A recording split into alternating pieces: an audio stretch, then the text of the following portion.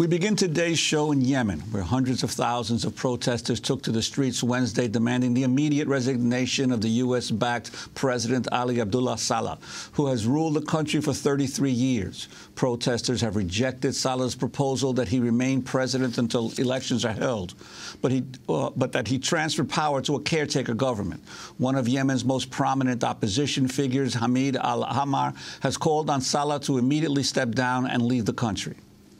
The international community, the United States and the Europeans should stand firmly with the Yemeni nation and with their wish to have the change, especially after these crimes of the current regime. And I think a serious speeches, serious talks from their side would help. While the anti-Saleh protests continue, the death toll from Monday's explosion in an ammunition plant in southern Yemen has risen to 150. Yemeni authorities said the blast occurred after suspected al-Qaeda fighters raided the plant, but the BBC reports many local residents believe the Yemeni government planned the explosion to win further support from the United States. The close relationship between the Saleh regime and the United States is the focus of a major new investigation by journalist Jeremy Scahill in The Nation magazine. Jeremy's article is titled "The Dangerous U.S. Game in Yemen." The article explores how the Saleh regime gave the United States permission to wage a secret war in Yemen, including bombings of camps run by al-Qaeda in the Arabian Peninsula, as well as unilateral lethal operations on Yemeni soil. Scahill argues the U.S. secret war has unintentionally played a significant role in weakening Saleh's regime.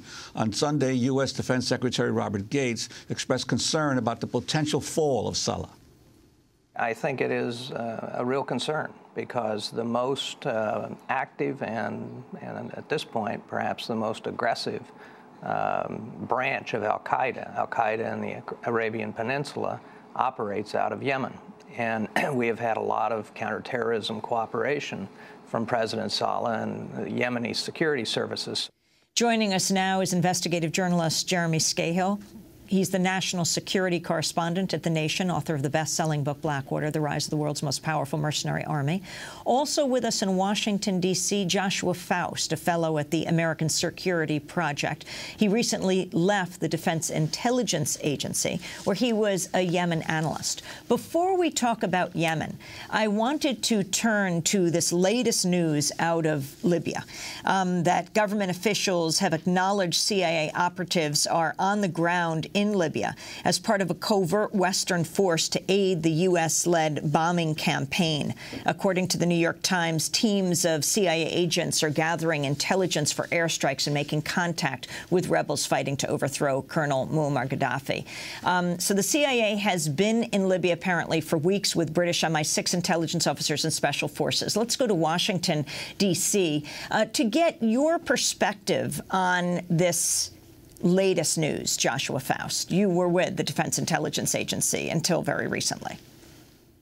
Right. This actually isn't too much of a surprise. I think the moment that President Obama ordered airstrikes into Libya, it was a pretty safe assumption that they would then be inserting operators on the ground. These are the guys who do target selection. They tend to liaise with any kind of local forces that they have, in this case, the Libyan rebels.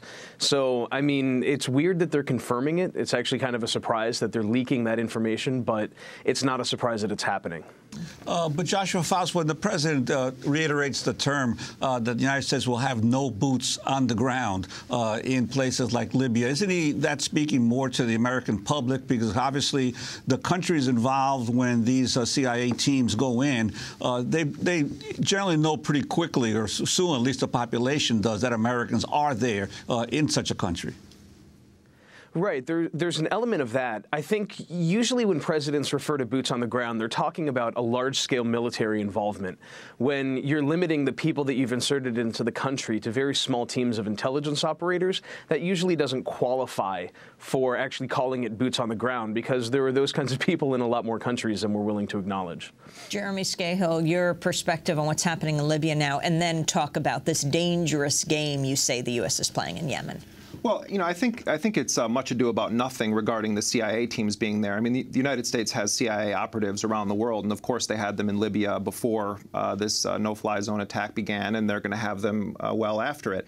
What I think, though, is happening here is that the United States is flailing to try to figure out a position on the Libyan rebels. If you read John Lee Anderson of The New Yorker, his recent dispatch where he's with the rebels, he said that there are maybe 1,000 of them and that they are not a fighting force, that they do not have the equipment, they do not have the skill or the training to overthrow the Gaddafi regime on their own. So President Obama stuck his neck out and said that Gaddafi has to go. He said regime change. Now he's tried to back off of that. But the reality is that these rebels are not going to be able to take down Gaddafi's government without substantial support from the United States or potentially France or another government. But there's really no such thing as NATO without the United States. And so this idea that the mission is being passed off to NATO under Canadian command is really kind of a farce. And I think a lot of people that are within the military community and the intelligence community are really suspicious of what they see as kind of mission creep here, where the United States could end up being embroiled in a civil war in Libya for many years to come.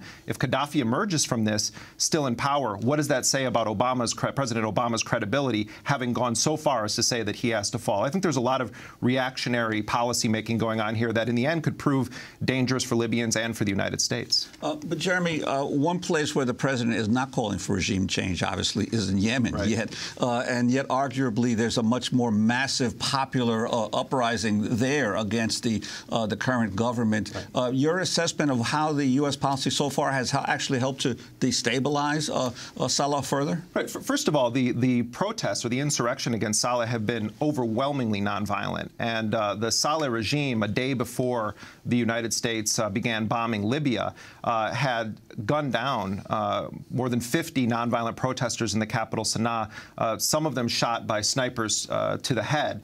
And Secretary Gates, when asked about the bloodshed in Yemen, said that he didn't think it was appropriate to comment on the internal affairs of Yemen. I mean, the United States has been doing a lot of commenting on the internal affairs of countries around the world since these uprisings began. But the fact is that Ali Abdullah Saleh, the president of Yemen, is a very crafty, wily guy who survived the Cold War by playing the United States and the Soviet Union off of each other.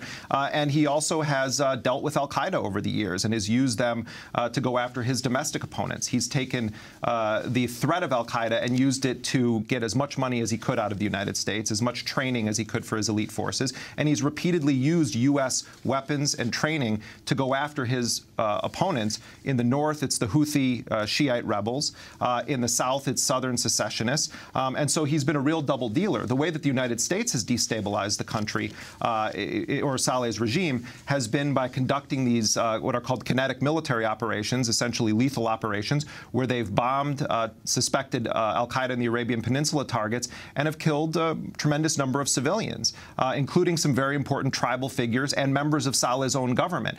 So I think it's increased the perception domestically that Saleh is a puppet for the United States. But one of the people that I interviewed for my piece, a former Special Forces colonel named Pat Lang, who actually was the DIA's representative in Yemen for years, was a hunting buddy of President Saleh. He used to talk about how they would hunt gazelles and baboons. He told me that the tribes are going to decide what happens in Yemen, not AQAP and not the United States. So I think that the U.S. is playing a dangerous game, and Joshua Foust could speak more to sort of the counterterrorism strategy going forward. But it does seem like the United States counterterrorism program in Yemen is very much up in the air. And I think everyone from the chair of the House Intelligence Committee, Mike Rogers, to Secretary Gates is trying to figure out what the heck they're going to do, because this has been identified in congressional testimony from the intelligence community as having the single greatest threat to the American homeland when it comes to terrorism, this group AQAP. Joshua Foust, can you elaborate on this? You were in the Defense Intelligence Agency. Yeah, I don't think anyone could really dispute the fact that AQAP does represent, by far, the most substantial threat to the homeland. In the last several years, they're the only group that's been able to launch credible attacks. Even though they've been foiled, they're the only ones who've been able to successfully launch these. So I think there is a legitimate concern that needs to be balanced against other pressures that are happening in the Middle East. Where I think the contradiction comes into play in Yemen is that ultimately focusing exclusively on AQAP ends up undermining overall, in my assessment at least, the fight against AQAP. Because part of the reason why al-Qaeda is able to set up shop in weak states is because their governments are weak and because they lack legitimacy. legitimacy. And when our actions in a country end up contributing to that delegitimization of the government, we actually end up strengthening overall the position of groups like al-Qaeda. So in the long run, maybe even in the medium term, our exclusive and overly military focus on al-Qaeda is actually pretty self-defeating. And in a country like Yemen, where obviously, if it's true that the tribal leaders can determine whether Saleh stays, that doesn't necessarily guarantee that they'll be able to determine a functioning, operating government afterwards, because obviously the country has had all kinds of forces trying to pull it apart for years. I mean, the secessionist movement in the South, for example, there was a Marxist movement there for many years. Can you talk about the prospects, if Saleh does fall, for what Yemen will look like afterward? Yeah, I mean, there was actually a Marxist government in South Yemen when they were still separated as two different countries before 1990. One of the biggest issues, and I think this is what causes American planners such concern, is that there is no credible alternative to Saleh. He's been successful enough, I mean, I wouldn't call him overall successful, but he's been successful enough at ruling his country to prevent the emergence of any other kind of major leadership. The opposition is primarily organized around this block of different parties and organizations called the Joint Meeting Parties, or the JMP. And they're kind of famous for squabbling among themselves and being unable to settle on any kind of stable leadership core that could then produce some kind of stable outcome if they are able to either win the next round of elections or able to actually force the ouster of Saleh. When you mix in, I think the assessment that the Yemeni tribes will play a role in their government, I think that's correct. But when you mix in the challenge that then tribal dynamics and bickering between different tribal groups in with all of these other political groups who are also wrangling for power, I think it's not unfair of the U.S. government to look at this and wonder, well, wait, what are we actually going to do if this guy falls? I mean, in that kind of an uncertain situation, our counterterrorism programs actually would be threatened.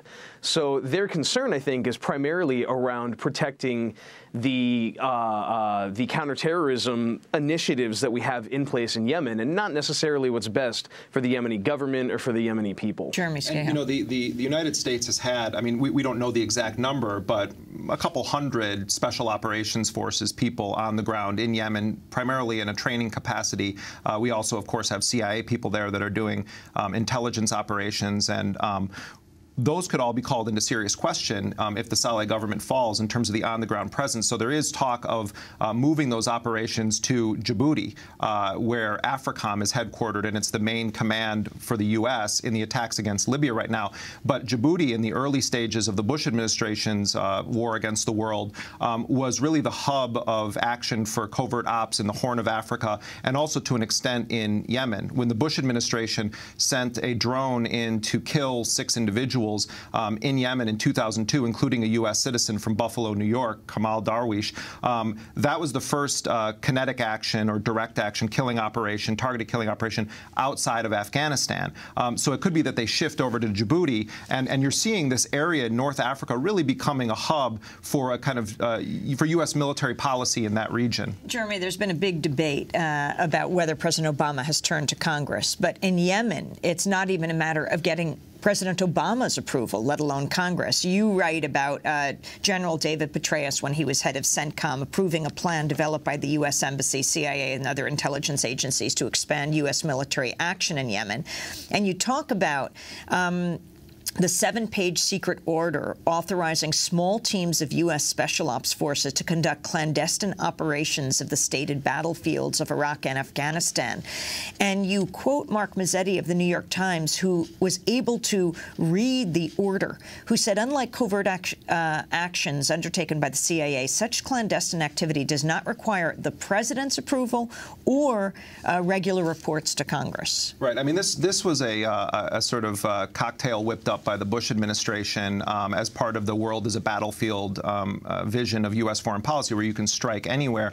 And the Obama administration has really sort of doubled down on it. And the idea here, and it doesn't just apply to Yemen. The Petraeus execute order that was ultimately signed in September of 2009 allowed for U.S. Special Operations Forces to conduct these kinds of kill or capture operations, basically in any country that the president or the commander deemed it necessary.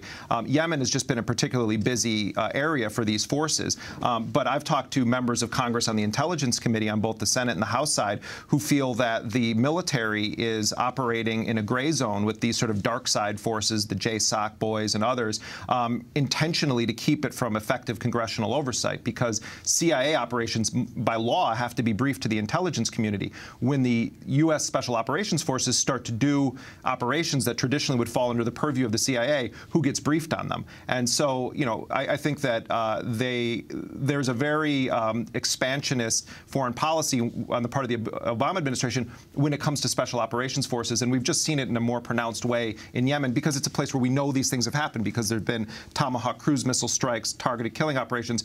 There's also these kinds of operations happening in the Philippines, in Somalia, and elsewhere. We just don't hear about them as much because there's not as much media attention to them. I'd like to ask Joshua Foust, the sheer number of these crises that have broken out as this popular movement for democracy spreads throughout the region. From your perspective as a former analyst at the Defense Intelligence Agency, how do the government officials in charge now are able to deal with, for instance, a situation where Libya is now grabbing all the attention, but may not be actually as crucial to American interests or what happens in the Middle East as what's going on in Syria or what's going on in Yemen right now? Yeah, I mean, I really wouldn't want Hillary Clinton's job right now. One of the challenges that these uprisings, I think, present is that we still have 130,000 troops in Afghanistan. And there's a substantial inflection point coming in July of this year about what those troops are going to do and how we're going to be able to hand over responsibility for certain key areas of the country to Afghan security forces. That's getting lost in the shuffle of both bombing Libya and then also trying to manage the fallout of Egypt and Tunisia's revolutions, trying to figure out if and how we can respond to Syria, and then, as Jeremy's been reporting, what exactly we're going to do in Yemen if the Saleh government ends up failing. The fact that most of these crises are happening at once is probably making it extremely difficult to be able to split your time as a senior leader efficiently between trying to monitor and manage what's happening in each one of these. The challenge, too, in a lot of these U.S. allies undergoing these substantial changes in both government and potentially foreign policy outlook is that it's representing a pretty massive upheaval in this otherwise stable order that we'd been relying on to get things done in the Middle East. I think it's anyone's guess about how that's actually going to end up affecting our policies and our strategy in the region, but it's definitely causing concern, and I think there's a little bit of scrambling inside the administration. Joshua Foust, you were formerly with the Defense Intelligence Agency, which is sort of like the CIA of the Pentagon. Do you think the targeted killings in Yemen have been effective or counterproductive? Probably both, I would say. I mean, they're effective in terms of stressing the organization. So they create disruption. They make it harder for certain things to get done. To a limited extent, they can also increase paranoia as people begin to question who their sources are and how outsiders are getting information. But at the same time, AQAP is still there. They're still able to bomb things inside Yemen. And as recently as last October, they were still able to launch a terrorist attack against the United States. So they're not completely effective. But if they are rolled into part of a broader campaign to delegitimize, isolate, and then marginalize the movement, they can actually be pretty effective.